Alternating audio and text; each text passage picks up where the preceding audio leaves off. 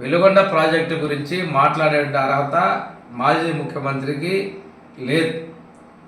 పులివెందుల ఎమ్మెల్యేగా ఉండి పిచ్చిపట్టి ప్రవర్తిస్తూ ఉన్నాం. వెలుగొండ ప్రాజెక్టుని పూర్తి చేసి నీళ్లు ఇచ్చేది మేము అన్నిటికీ సిద్ధపడున్నాం. వెలుగొండ ప్రాజెక్టు పూర్తి కాకుండానే జాతికి అంకితం చేస్తానని చెప్పి ప్రజాధనాన్ని దుర్వినియోగం చేసినటువంటి వ్యక్తి నువ్వు కాదా జగను?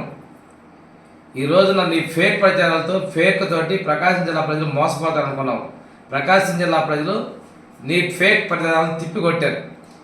టన్నెల్ డయామీటర్ని 2.5 మీటర్లు తగ్గించావు.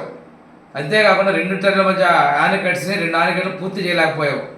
R&R package settle చేయలేకపోయావు. ఈరోజు నీ మాటల్లో కూడా R&R ప్యాకేజీ సెటిల్ కాలేదండి పరోక్షంగా ఒప్పుకున్నావు. ఈ పాపం నీది కాదా? పశ్చిమ ప్రాంత ప్రజలు పోయినసారి ప్రకాశం జిల్లాలో నీ మీద ఆశలు చూసుకొని నిన్ను ముఖ్యమంత్రిగా చేస్తే ఆ ప్రాంతాన్ని నిర్లక్ష్యం చేసింది నువ్వు కాదా? ఇన్ని తప్పుడు విధానాలతో చేసి నువ్వు చంద్రబాబు నాయుడు గురించి మాట్లాడే అర్హత నీకు లేదు. ప్రజలు బుద్ధి చెప్పి 3 నెలలు కూడా పూర్తి కాల.